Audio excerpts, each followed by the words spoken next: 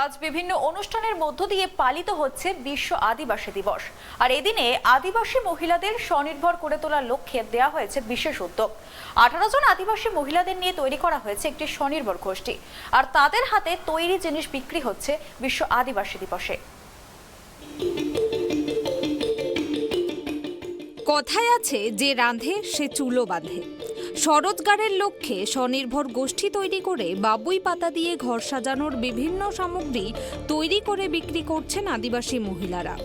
এমনই ছবি দেখা গেল আসানসোল রবীন্দ্র ভবনের নিকট। আজ বিভিন্ন অনুষ্ঠানের মধ্যে দিয়ে পালিত হচ্ছে বিশ্ব আদিবাসী দিবস। আর এই দিনেই আদিবাসী মহিলাদের স্বনির্ভর করে তোলার লক্ষ্যে নেওয়া হয়েছে বিশেষ উদ্যোগ। স্বনির্ভর গোষ্ঠীর মহিলারা নিজেদের হাতে তৈরি করেছেন হাত ব্যাগ, কানের দুল সহ বিভিন্ন জিনিস। রয়েছে ঘর সাজানোর জিনিসও, আর সেগুলো তারা বিক্রি করছেন আদিবাসী দিবসের দিনে।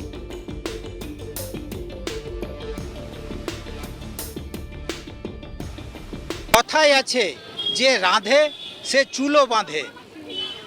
আজকে বিশ্ব আদিবাসী দিবসের দিনে আমরা এমন একটা স্বয়ম্বর গোষ্ঠীকে পেয়েছি যারা নিজেরা কুটির শিল্পের মাধ্যমে তাদের যে অর্থ উপার্জন বা নিজেরা কিছু করার যে প্রচেষ্টা, সেটা কিন্তু সামনে আসছে। এখন আমরা কথা বলে নেব এই যে গোষ্ঠী তাদের প্রতিনিধির সঙ্গে। বলছি, আপনাদের কি ভাবনা থেকে এটা এলো?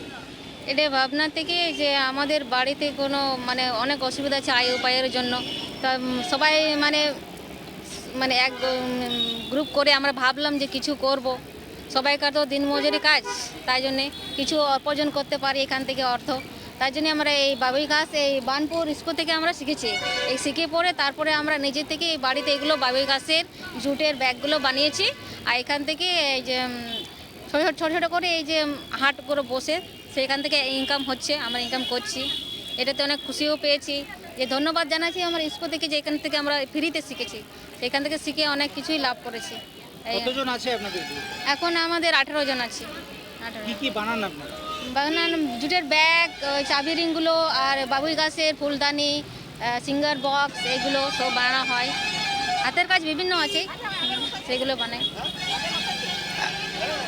বিভিন্ন ধরনের হাতের কাজ শিখে তারা নিজেরা প্রতিষ্ঠিত হয়েছে এবং আজকে তারা স্বনির্ভর হতে পেরেছে। আসানসোল থেকে আকাশ খান, ট্রাইব টিভি।